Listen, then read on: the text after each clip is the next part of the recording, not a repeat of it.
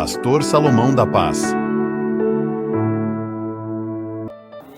Livro de Tiago, capítulo 4, versículo de número 8, diz assim a palavra do Senhor: Chegai-vos a Deus, e Ele chegará a vós outros. Purificai as mãos, pecadores, e vós que sois de ânimo dobre, limpai o coração. Afligi-vos, lamentai e chorai. Converta-se o vosso riso em pranto, e a vossa alegria em tristeza. Humilhai-vos na presença do Senhor, e Ele vos exaltará. Amém? Amém. Somente até aí, esse versículo que eu estive lendo, versículo número 8, até o versículo número 10. Diga assim para o seu irmão: chegai-vos a Deus. Poder sentar-se. Chegar-se a Deus, né? Quando a gente lê esse texto, a gente fica pensando um pouquinho sobre a proximidade. Chegar é estar próximo, é estar lado a lado, é estar compartilhando de momentos íntimos, de estar compartilhando de necessidades diversas, de estar completando o outro. E quando nós pensamos nesses aspectos, eu consigo imaginar que nós somos incompletos sem a presença de Deus, como também somos incompletos sem o relacionamento com o próximo. Porque quando Deus fez o homem, disse Deus: não é bom que o homem esteja só. Então Deus fez o homem para viver em comunidade, viver em companhia. Deus fez o homem para compartilhar necessidades e se completar diante das necessidades que cada um tem, a ser suprida de uma forma recíproca. Eu tenho necessidades que são supridas por vocês. Vocês têm necessidades que são supridas por mim. E todos nós temos necessidades que são supridas por Deus. É por isso que há uma necessidade de chegarmos para Deus. E assim, quando nós chegamos para Deus, diz o texto que Deus se chegará para nós. E nós nos completamos. Deus, Ele não precisa de nós, porque Deus é Deus sem nós. Mas nós, que estamos na terra, e somos pobres homens mortais, precisamos um dos outros e nos completamos quando compartilhamos aquilo que cada um tem em falta. O outro, ao receber, consegue, com esta atitude de altruísmo, fazer com que faça valer a pena em comunidade. Mas se o homem viver em comunidade e não tiver a presença de Deus, o homem não terá paz.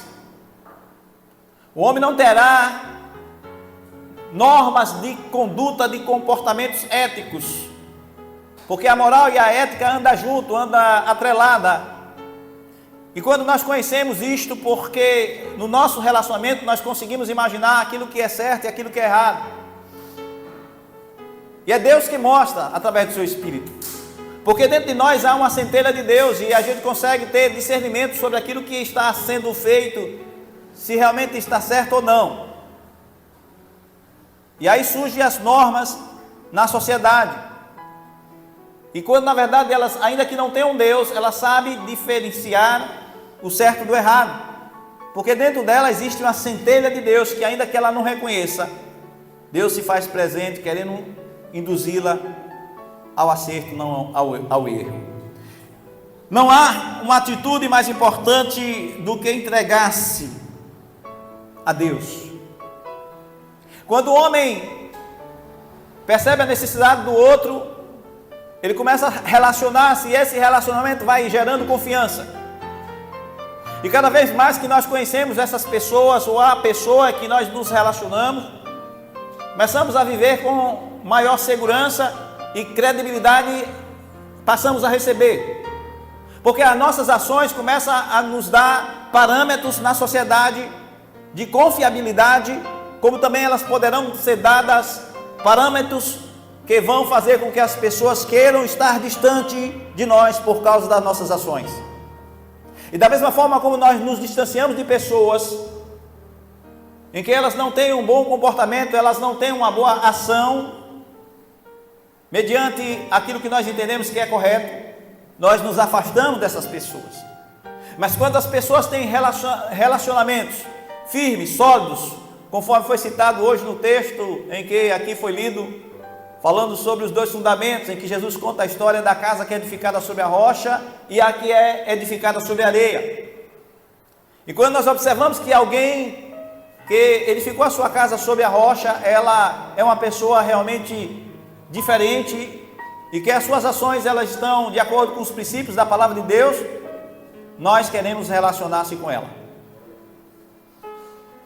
E assim é o relacionamento de Deus com a sua criação.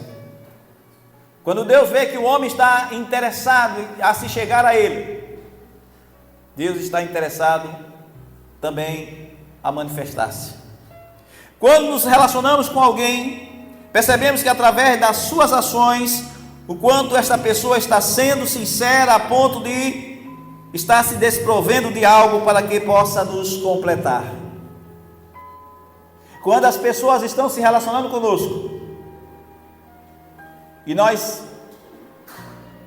a amamos, e cada vez mais que nós estamos se relacionando com essas pessoas, nós estamos dispostos a estar nos desprendendo de algumas coisas para poder agradar esta pessoa que nós amamos. Então, quando a gente lê, chegarmos a Deus e Ele chegará a vós, a gente consegue ver que esse texto está nos levando a uma tomada de atitude. Diga assim para o seu irmão: estamos diante de uma tomada de atitude. Para se chegar a Deus, nós precisamos começarmos a tomar algumas atitudes. E o texto deixa claro quando diz assim: chegai-vos a Deus. E a primeira atitude que a gente vê é que para alguém se chegar a Deus é preciso querer, é preciso desejar, é preciso estar ciente de que esta vontade ela tem que estar de forma voluntária, explícita, para que assim façamos com todo o nosso coração. Não tem como alguém querer ou a gente desejar que as pessoas cheguem a Deus e elas chegarem a Deus de forma verdadeira, de forma que possa ser agradável para ela, porque como eu falei, Deus ele é Deus sem nós, mas nós não somos ninguém sem Deus, nós que precisamos. E quando a gente entende isto, irmãos, que para se chegar a Deus é preciso ter algumas atitudes, e entre estas, essa atitude principal para se chegar é desejar, é querer, é estar indo no sentido daquilo que está proposto nesse texto, para que assim Deus possa se chegar a nós. Porque eu preciso chegar a Deus. Eu preciso chegar a Deus porque Jesus falou que sem através da sua presença em nós não teríamos capacidade de fazer alguma coisa. Certa vez Jesus disse: sem mim nada podeis fazer. E Jesus é o Filho de Deus. E Ele foi revelado, manifestado para que pudesse nos levar a Deus, nos trazer para perto. Jesus esteve nos reconciliando consigo através do seu sangue. E nós temos a capacidade de chegarmos a Ele, se nós desejarmos, se assim nós sentirmos no nosso coração essa disposição. Portanto, Deus não força ninguém para poder chegar-se a Ele. Quando a gente vai para o livro de Josué, A gente vê Josué no capítulo 24, versículo 15, que diz assim: Josué, ele toma uma atitude porque o povo estava vivendo entre dois pensamentos. O povo de Deus estava vivendo, sendo inclinado para adorar outros deuses. Não havia mais o temor. Estavam todos perdendo a visão daquilo que Deus tinha mostrado para eles a princípio, quando o próprio Moisés estivera conduzindo-os. E chegou o momento crucial em que Josué viu que o povo do Senhor, o povo de Deus, estava afastando-se dos princípios. E Josué toma uma atitude no capítulo que eu acabei de fazer a menção, aqui no capítulo 24, versículo 15, que ele diz assim: porém, se vos parece mal servir ao Senhor, escolhei hoje a quem sirvais. Se aos deuses que serviram vossos pais, que estavam da além do Eufrates, ou aos deuses dos amorreus, em cuja terra habitais, porque eu e a minha casa serviremos ao Senhor. Josué mostrou que haveria várias opções, mas a melhor opção era servir ao Senhor. Josué mostrou os caminhos que o povo de Deus estaria disponível para escolher, mas eles seriam voluntários nessa ação. Eles precisavam ter um desejo realmente sincero nos seus corações daquilo que eles queriam. E Josué levou eles a serem confrontados, mas Josué não omitiu aquilo que eles estavam vivendo. Mostrou quais eram as opções, mas ele estava muito definido daquilo que ele queria.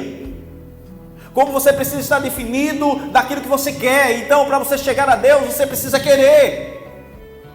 Você precisa ter uma atitude. Porque muitas das vezes, irmãos, não basta somente você dizer que crê, mas você vai ser confrontado durante todo o tempo a uma realidade, como Josué fez com que este povo fosse confrontado, mostrando para eles que eles tinham outros deuses, se eles quisessem seguir. Mas como Josué conhecia muito bem ao Deus dos deuses, ao Senhor dos senhores, Josué levou todos aqueles a ouvirem da sua boca qual seria a sua decisão. Se vocês querem escolher outros, vocês escolhem, porque eu já escolhi, a minha casa já escolheu, e nós vamos continuar seguindo por este caminho. Então tem momentos, irmãos, que a gente tem que tomar atitude, mas a gente precisa querer. E Josué tomou essa atitude, diz o texto que Deus foi com ele. Deus quer que todos nós possamos chegar-se a Ele, porém de modo espontâneo. Veja o que diz o Salmo 100, versículo 2, diz assim: servir ao Senhor com alegria, apresentar-nos a Ele com cântico. Então nós precisamos ter de forma espontânea realmente uma postura de alguém que sabe o que quer. Não basta somente dizer que quer, mas precisa ter atitude. Então a primeira atitude, você precisa querer, você precisa estar desejoso para que assim possa acontecer. Josué 22, versículo 5 diz: não somente tende cuidado de guardar com diligência o mandamento da lei de Moisés, o servo do Senhor, que vos mandou que ameis ao Senhor vosso Deus, e andeis em todos os seus caminhos, e guardeis os seus mandamentos, e vos achegai-vos a Ele, e o sirvais com todo o vosso coração, com toda a vossa alma. Veja que, mais uma vez, Josué, ele recomenda ao povo que pudesse estar tomando uma atitude. Ele diz: tão somente tendo cuidado de guardar com diligência. Tenha cuidado de guardar com cuidado, com zelo. E muitas das vezes, irmãos, nós não estamos tendo essas ações. Cuidar com diligência, de forma prudente. Veja como vocês andam. Ele está mostrando ao povo, dizendo de uma forma que eles façam conforme a orientação que Moisés deu. Ele diz: ele vos mandou que ameis ao Senhor vosso Deus e andeis em todos os seus caminhos e guardeis os seus mandamentos e vos achegai-vos a Ele e o sirvais com todo o vosso coração e com toda a vossa alma. Servir ao Senhor com todo o coração. A gente vê tantas pessoas dizendo: eu sou servo do Senhor. Mas quando a gente vai ver que disposição esta pessoa está tendo para servir,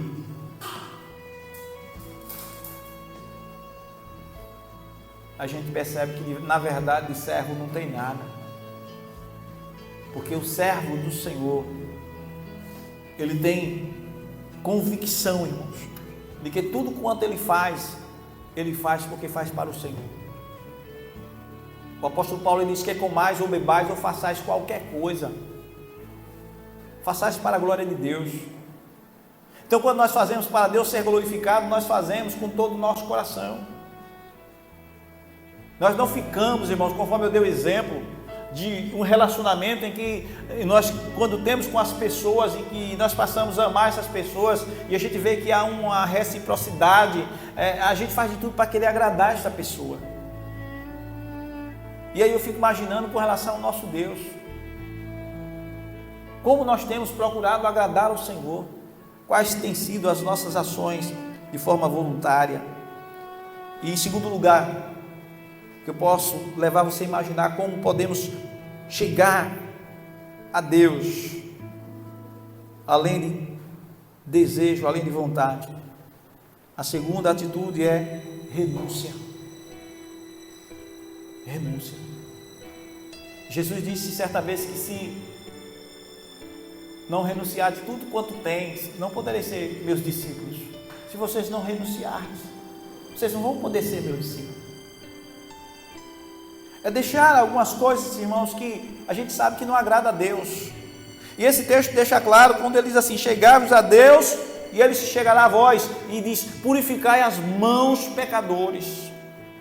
Então, quando eu consigo ver nesse texto que Deus está nos levando a uma atitude de uma forma que nós possamos desejar de fato, mas para que possamos desejar, nós examinamos o texto percebendo que ele está nos confrontando, dizendo: você deseja, você queira, chegue-se. Agora você não pode chegar e continuar do mesmo jeito, você tem que purificar as mãos pecadoras, ou seja, você tem que purificar o seu coração. E aí, essa segunda atitude, que é a renúncia, é uma prova quanto de fato nós estamos dispostos.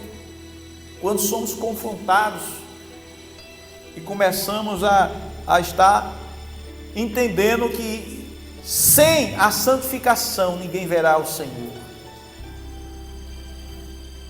E quais são as coisas que nós precisamos fazer, irmãos?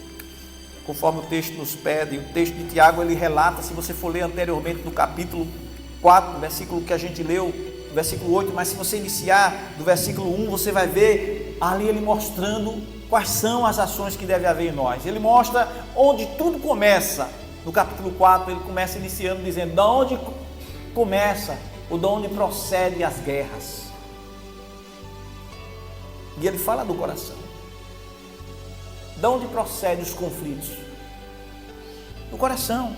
E se você for ler, ele vai mostrar desta maneira que nós precisamos estar percebendo que através dos prazeres, irmão, do desejo, e ele fala das cobiças, da inveja, ele fala de algumas coisas que começam a brotar no coração do homem, que dificulta do homem estar se chegando a Deus.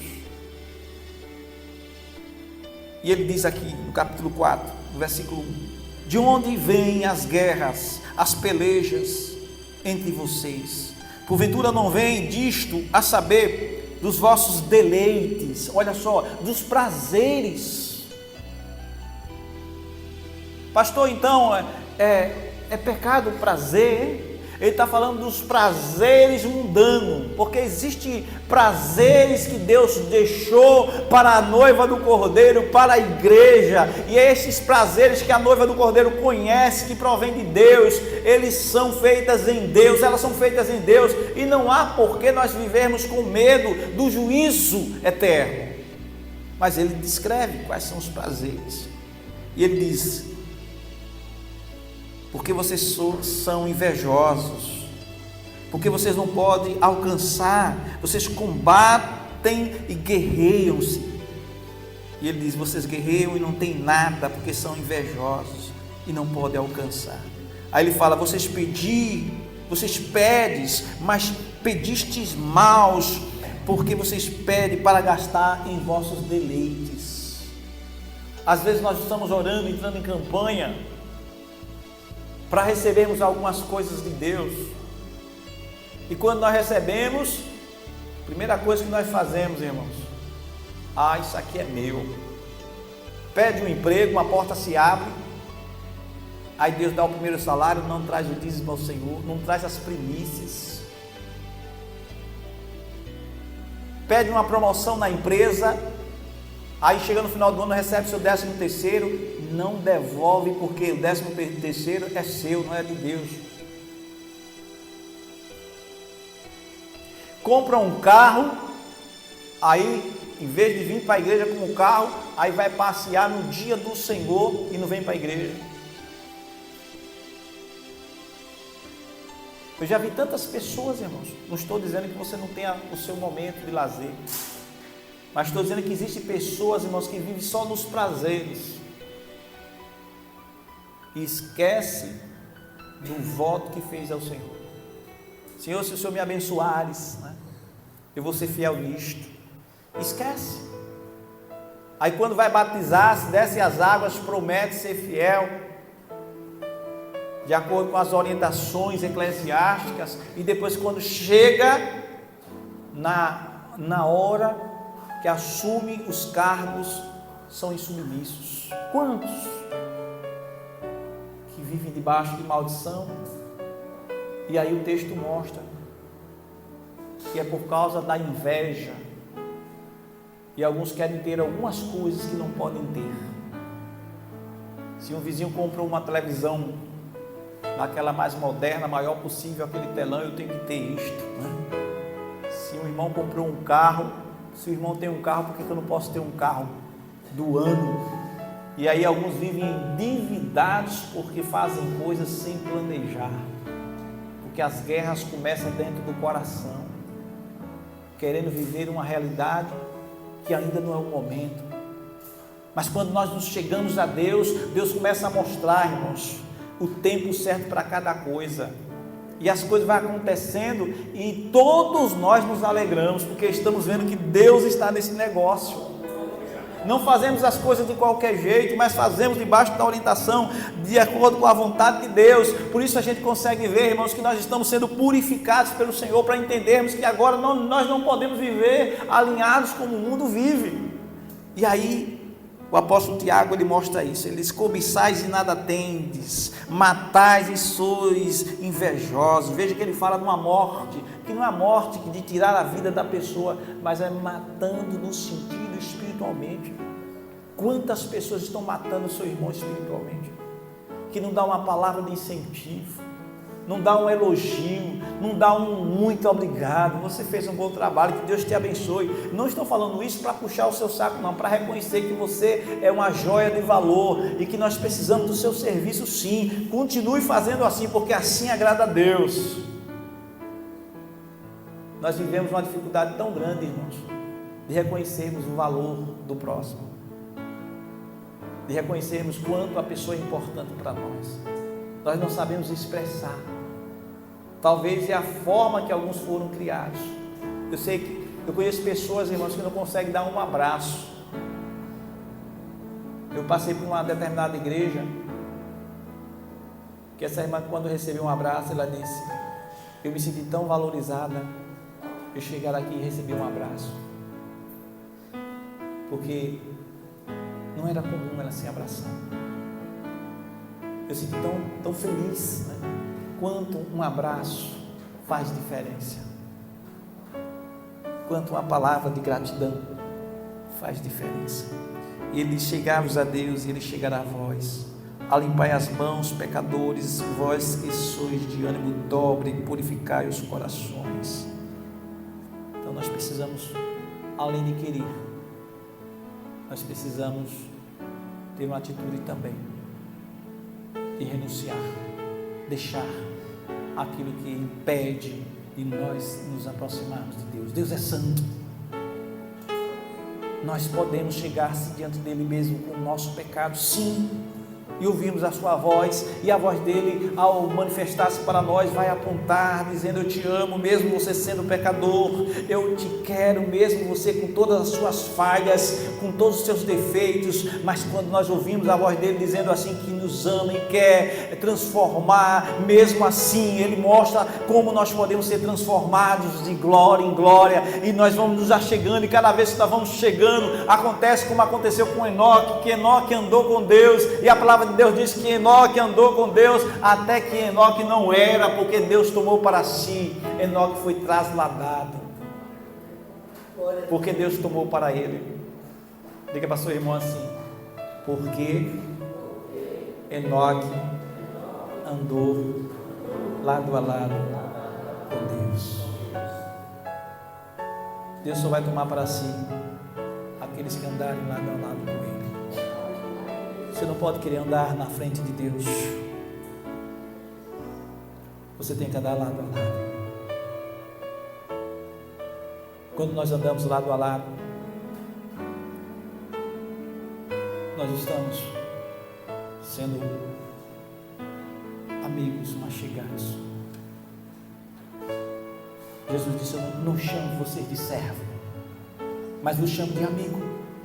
Porque como amigo eu falo das coisas do meu Pai, como amigo eu me relaciono com vocês e eu mostro tudo quanto é realmente bom, aquilo que está reservado para vocês. É por isso que um dos apóstolos falaram que nem olhos viram, nem ouvido ouviu, e nem chegou ao coração do homem as coisas que tem preparado, Deus tem preparado para aqueles que o amam. Nem olhos viram, nem ouvido ouviu, e nem chegou ao coração do homem. Irmãos, se nós soubéssemos aquilo que está reservado para nós, nós estaríamos aos pés da cruz todo o tempo, dizendo: obrigado, Jesus, obrigado porque tu me compraste, e algo maravilhoso está reservado para mim. Eu não mereço, Senhor. E por último, a terceira atitude, além dessas duas que eu falei: eu preciso querer, desejar, eu preciso renunciar, purificando as mãos, purificando o coração, santificando-se. E por último, é preciso permanecer firme, é preciso ter firmeza. Tem momentos, irmãos, que você não pode ficar entre dois pensamentos. A palavra de Deus diz: purificai as mãos, vós que sois de ânimo dobre. Ânimo dobre é aquela pessoa inconstante. Ela não sabe quem ela é, ela não sabe o que ela quer. As pessoas influenciam ela. Você é marido, a sua esposa não pode te influenciar. Se aquilo que ela está pedindo que você faça é algo como estava sendo feito, irmãos, que era para se comprar uma propriedade. Aí a esposa, Jezabel, diz: não, ele não quer vender não. Mandou matar. Ela mandou matar Nabote. Não era para ser vendida. Eu não vendo. Mas ela queria. A mulher louca, irmãos, ela bota o homem a perder.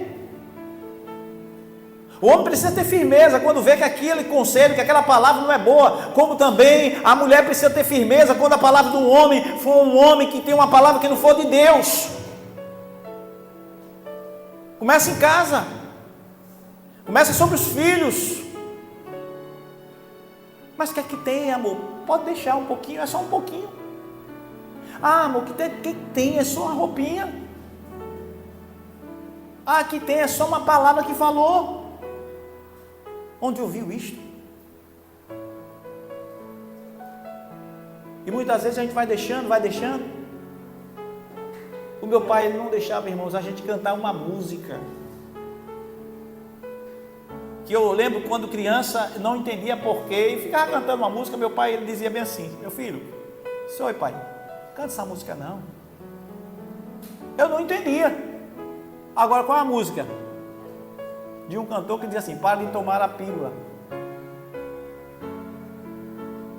E eu não sabia que aquilo ali, quando criança, eu me lembro que o papai dizia: Salomão, eu digo: oi pai, meu filho, não canta essa música não. Para de tomar uma pílula. Quem é da época sabe qual é a música, né? Porque ela não deixa o nosso filho nascer. É uma coisa simples, né? Para os nossos dias hoje, que bom, né? Mas o cuidado que papai tinha. E ele sempre dizia: filho, numa mesma fonte não pode jorrar 2 tipos de água. Papai tem um cuidado com aquilo que nós falávamos. Falar um palavrão em casa, na mesa, entre nós, jamais. E hoje a gente vai vendo as gírias entrando, as palavras entrando de uma forma tão normal, irmãos, mas você tem que ter firmeza. Veja que o texto ele diz, de uma forma que nós temos que estarmos atentos a isto. Ele diz aqui no versículo de 8, que eu acabei de ler, ele diz assim: chegai-vos a Deus, e Ele chegará a vocês, purificai as mãos, pecadores, vós que sois de ânimo dobre, limpai o coração. Ânimo dobre. Ora quer, ora não quer, ora deixa, ora não deixa, ora isso pode, ora não pode. Quando é que pode, irmão? Pode ou não pode? Aí vive um conflito. Ah, amor, deixa, é só uma quadrilha da escola, ele só vai lá assistir, ele só vai lá dançar um pouquinho, é menino, é uma quadrilha. Aí o menino vai para a escola, dança uma quadrilhazinha, ou vai para assistir, vai ficando ali, daqui a pouco é um carnaval, daqui a pouco é um Halloween, e vai à escola fazendo uma série de movimentos, e o filho vai tomando gosto pelas coisas do mundo, e você que é crente não tem firmeza para tomar atitude. Você que é pastor, você que é dirigente de congregação, você que é presbítero, não tem uma atitude. E a gente vê as igrejas aí. Algumas já acham pouco, já colocam sobre o altar, que eu já vi, para a nossa tristeza, uma fogueira toda armada sobre o altar. E a igreja, o templo, toda com banderola. Pastor, o senhor já viu isso? Já viu isso? Eu já vi. Não. A que ponto chegamos? Vocês estão pensando que eu estou falando isso aqui foi hoje, é? Isso tem mais de 10 anos, viu? O mundo dentro da igreja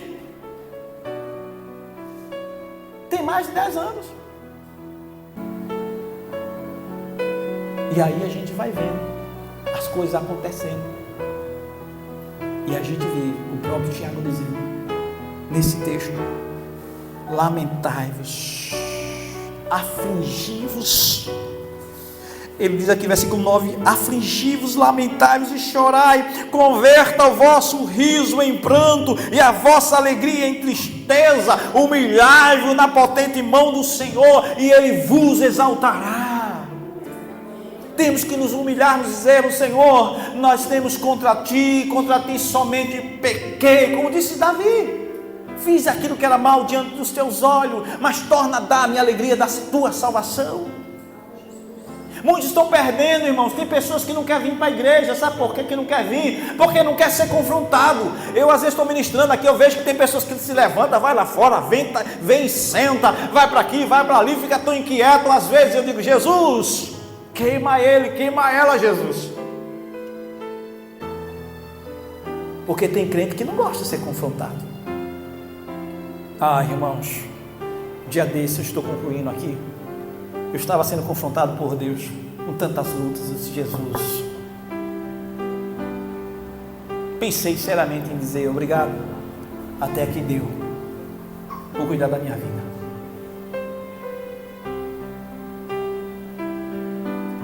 E aí Deus me fez vir. me fez ver o que te levou a estar aí. Irmãos, eu ouvi cada testemunho de homens de Deus que sofreu por causa do Evangelho. Não foram os louros, as glórias, as conquistas que me impulsionaram, mas foi ver o quanto aqueles homens tinham fé nos momentos mais difíceis, que Deus estaria naquele negócio para mudar. Foi isto que mexeu comigo e disse: Deus, o meu coração, é isto que eu quero fazer em você. Não foi, irmãos, as glórias, mas foi ver o sofrimento e o fim que Deus deu a esses homens. E hoje a gente vê as pessoas perguntando primeiro, quando vai assumir determinada obra: o que eu vou ganhar com isso? Quanto é o salário? Quanto eu vou receber? E alguns estão preocupados, às vezes até muito antes de assumir um ministério. Eu tive uma reunião de líderes e ali eu colocando as dificuldades que estávamos passando, que a igreja precisava se ajustar, porque as finanças estavam reduzindo e a igreja precisava focar onde precisava investir. E naquela reunião havia um seminarista que disse assim para mim: pastor, eu queria saber uma coisa. Eu disse: o quê? O que essa igreja tem reservado para mim amanhã, que estou me formando em breve para ser um pastor? E eu parei, olhei nos olhos dele e disse: eu esperava que a sua pergunta fosse outra, porque o que me inspirou para estar aqui não foi aquilo que a igreja poderia me dar, mas aquilo que eu poderia dar a esta igreja, a qual estaria me colocando à disposição para servir. E hoje a gente vê a inversão dos valores. E quando a gente tem líderes que estão assim, irmãos, nós estamos gerando discípulos assim, pessoas assim, e muitas das vezes nós não entendemos, irmãos, que é Deus que provê, é Deus que sustém, é Deus que tem levantado o seu povo, e nós precisamos estar atentos a isto, e Deus está querendo que nós possamos nos achegarmos a Ele, porque quando nós nos achegarmos a Ele, Ele vai se achegar-se a nós, e nós vamos ter a recompensa, porque a alegria do Senhor é a nossa força. Estar alegre em meio às lutas, podendo dizer, como o apóstolo Paulo disse: em nada ponho a minha vida como preciosa, senão que eu possa cumprir a carreira que me está proposta. Que nós possamos entender o que Deus propôs para cada um de nós ao chegarmos a Ele. Que Deus nos abençoe, que nesta campanha que nós estamos de 3 semanas, você possa estar buscando mais ao Senhor, e assim sendo fortalecidos as suas mãos, e que você esteja chorando, lamentando, conforme diz o texto, e assim sendo purificado e transformado para louvor e glória do nome do Senhor. Amém? Que Deus nos abençoe.